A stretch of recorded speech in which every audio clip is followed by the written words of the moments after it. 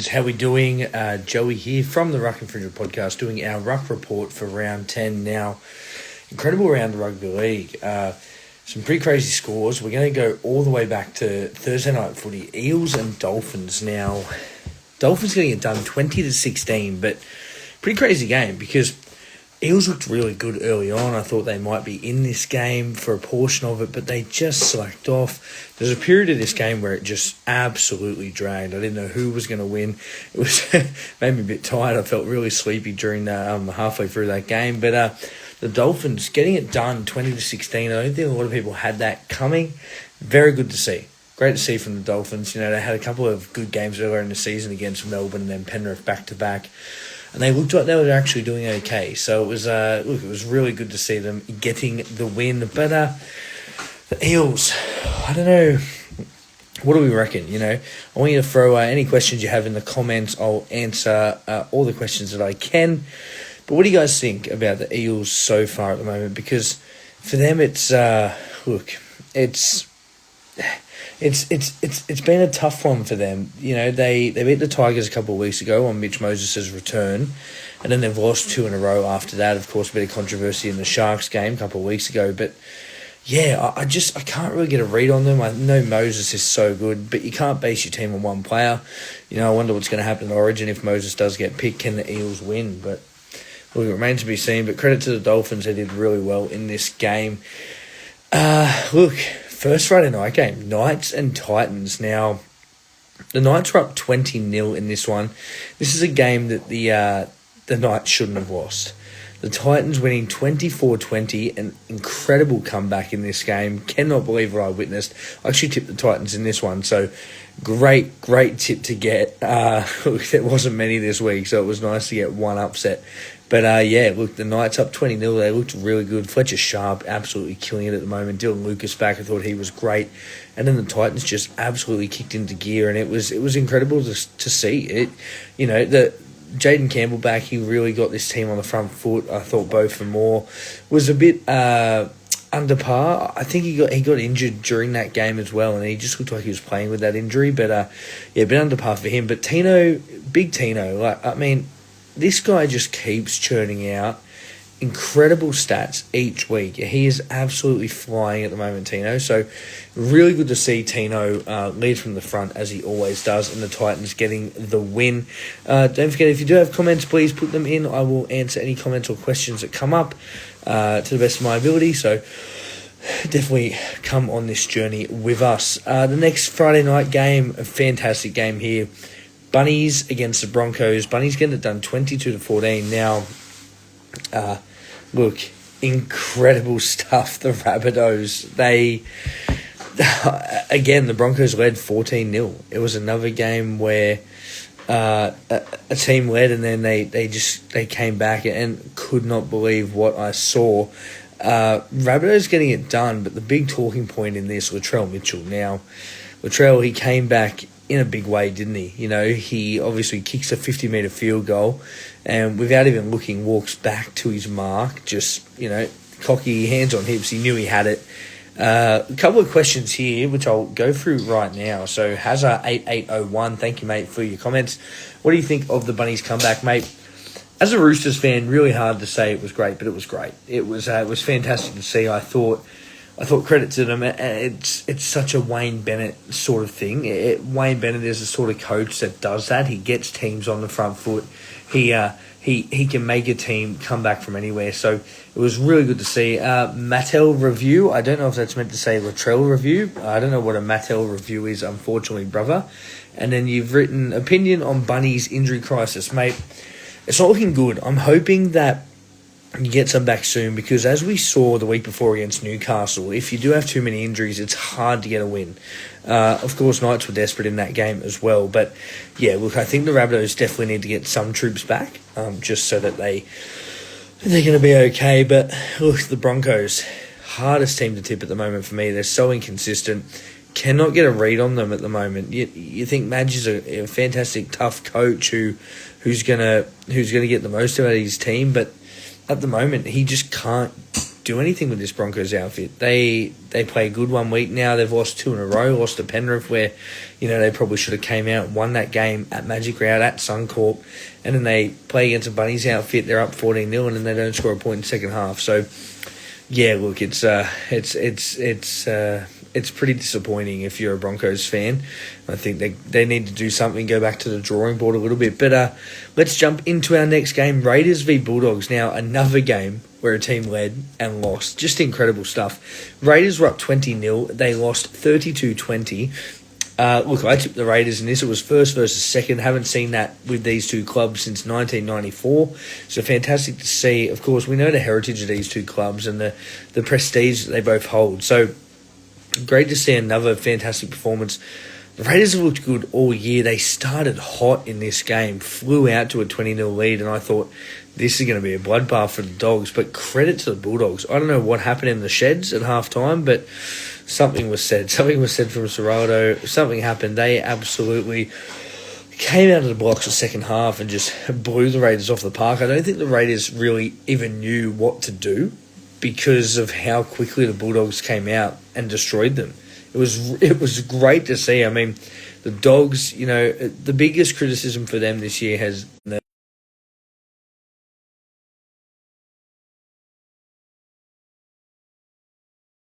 I think we need to give them a bit more credit than what people are giving them at the moment, because the Dogs are red hot. They are looking fantastic. So great win from the Bulldogs. Interesting stuff, Jaden Salmon scoring that try and saying weak-gutted dog. Of course, we know the words from Ricky Stewart a couple of years ago where he called him a weak-gutted dog. So, look, I don't know what will be made of that, whether Salmon faces a fine, what happens. He also injured himself in that game, so he's now looking at an ankle injury after that. So, look, he probably hasn't done himself any favours. I think it obviously hurt him. Ricky's lived rent-free in his head for a couple of seasons now, but I think if you score a try, good on you. Just walk back to your mark, cheer with your teammates. I don't know what you guys think. Drop in the comments what you reckon. Any questions you've got, throw them in as well. Let's look at our first Saturday game, Super Saturday, absolute incredible game, Dragons v Warriors. Now, I was out at Meatstock during this game, so I was keeping up on the highlights when I got home. But the Dragons losing the tight one, Warriors 15-14, incredible match this one.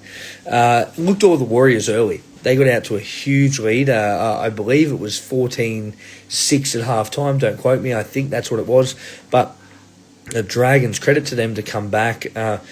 Look, it was a great second half. You could see it was a real gritty, grinding second half, and it was great to see two teams going at it and trying their best to get the win. I took the Dragons in this one for an upset, so of course another tip wrong. I was so close in so many of these this week, but the Dragons, I don't know what they need. They obviously need a win, and at win I thought they would get a win, but wasn't to be. The Warriors, though, they just keep churning, don't they? They just keep turning up, and it's great to see the Wars absolutely flying. I think everyone's got a soft spot for the Warriors, and if you don't, you should. They are killing it at the moment. Luke Metcalf, is there anything this kid can't do? Scores a try, kicks all the goals, then kicks the field goal as well. So he is absolutely setting the world alight at the moment, Luke Metcalf, and He's a player that I think coming into this season many thought wasn't a 7. They thought, how's Metcalf going to go running a team? He's more a 5'8", blah, blah, blah. The same chat that they had about Luai. He's really silenced the critics, hasn't he? I mean, he's come from nowhere to absolutely stand up in this Warriors outfit, so it's great to see. The Dragons, I really like Dylan Egan. He's such a good young kid, and he is absolutely killing it at the moment for the Dragons. Another try, and he just looks really good. He just looks like a genuine footballer, and that's what you want to see. You want to see players coming into the comp who are actually like this, who can play a bit of rugby league, and they've got a good pass, a good offload on them as well. So, yeah, Dylan Egan, he looks like one to watch for the future, lads. Cowboys v Panthers, our last Saturday game now. Incredible scenes in this one. A draw, 30-all. I was at a mate's 30th. Shout out to producer Reese. Big 3-0. But Cowboys, early on I was a bit concerned. I thought, okay, Panthers, they look good here. Panthers are going to run away with this game. And the Cowboys came back. They fought hard, leveled it up. And as an opposition fan, you're always watching against Penrith and you're worried. You're worried every time because you know that Nathan Cleary can kick field goals from anywhere. He can slot them from any range, and you know that no matter the game, no matter the opposition, if it goes in the golden point, that Cleary's, one pass away from winning them the game. So I think Cowboys fans were so worried during that period, the 2 periods that we had of golden point. But look, Cleary couldn't get it done. Some great defensive efforts from the Cowboys there. And look, a draw is probably warranted. 1 point each for a fantastic performance. 30 all. I don't know the last time we've seen a 30 all draw. If you do know, please throw it in the comments. It'd be great to hear when it was.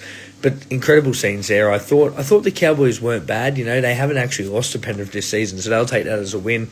They've beaten them and they've drawn, so no loss there for them. But 1 point each. Panthers moved back down to 16th, which is not good for their season. They need to start winning some games. Let's jump into some Sunday Arvo footy now.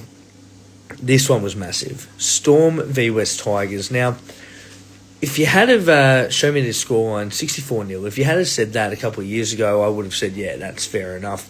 But this season, the Tigers have looked a completely different outfit. I think people have really jumped on the Tigers bandwagon and said, okay, they can actually be a premiership force in this competition, but not in this game. Not at Amy Park, not against the Storm outfit that lost last week against the Raiders. The Storm were always going to win this game. They came out so hard and so fast, and they just absolutely destroyed the Tigers. The Tigers had no chance in this game at all whatsoever. And Storm just proved how good they are. Ryan Pappenhausen, 4 tries, and he's my smoky for the Origin fullback spot. I think Teddy's been incredible, and as much as I'd love to see Tedesco there, as a Roosters fan, I also want to see him stay at the Chooks for our season over Origin.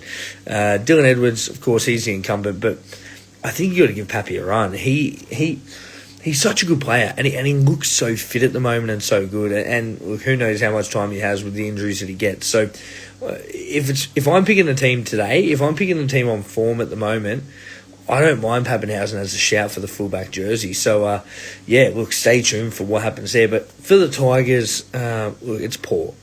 It's very poor, and they would know that. The Tigers would be their biggest critics. They would be they'd be very understanding that it was a poor performance from them, and to not even get a point, they'd be absolutely spewing. So, yeah, look, it's a tough one for Tigers fans. Don't give up hope, Tigers fans, though, because you are looking good. One thing I will say, the Roosters were 10th at the start of the round when they got given the 2 points for the bye. After Tigers got flogged, they've moved to 9th. So great to see the Chookies just outside the 8 there. So thank you, Tigers, for that reason. But we jump into our final game, and it was the Seagulls against the Sharks. Now, coming into this game, Seagulls were actually favourites at home, 4 Pines Park. We spoke a bit on the podcast a couple of weeks ago about how 4 Pines isn't really a fortress much anymore. The fortress sort of has ended a little bit, and the Sharks absolutely killed them in this second half. Towards the back end, I thought Seagulls were coming back strong and hard in this game, and I thought we're actually going to have a bit of issue here. Manly are going to win this game, but the Sharks just showed their class the last 20 minutes. And just too many errors from the Seagulls. Now, put in the comments or wherever you're listening at the moment, drop in the comments, ask some questions. But in the comments, I want to know, since Cherry Evans signed, or potentially has signed with the Roosters, but the whole saga that went on, I think he's been really down on form, hasn't he?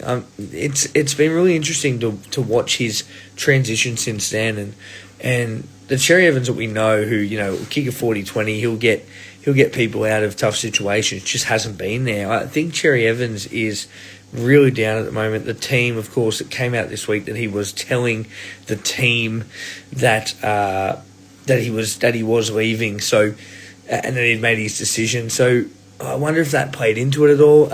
Shout out to Ryan Fancy, of course, the Dongle. He said, "What fortress? Up, lad." Mate, great to see the Sharkies get the win. Of course, lots of Sharkies fans out there, so really, really good to see. No fortress anymore, as we've spoken about plenty of times. But yeah, Manly, look, scoring 14 points, it's okay, but if you want to make a home ground an advantage, then yeah, you've you've got to stay strong, and you've got to do that. You've got to keep playing good footy, but they're just not doing that at the moment. Tommy Trbojevic was nowhere to be seen. He had a very, very quiet game compared to his standards. So, yeah, really, really interesting there. But the Sharks, they keep on keeping on. They're looking pretty good at the moment. It's going to be interesting to see if they can continue this strong run of form heading into the back end of the season and what happens with Origin. I don't think they lose too many at Origin time, which is a great thing to have for the Sharks. That's it for round 10. If there are no other comments, we will head off. This will be on YouTube, of course, so you can go and listen to it there. Thank you again. Don't forget to follow us on all social media, Facebook, Instagram, TikTok, and X, and, of course, Spotify, Apple Podcasts, YouTube as well. Send us comments, give us a rate, give us subscribe and like as well, and we'll do our best to provide you with the best quality content that we can. But until next time, I'm Joey. Be good.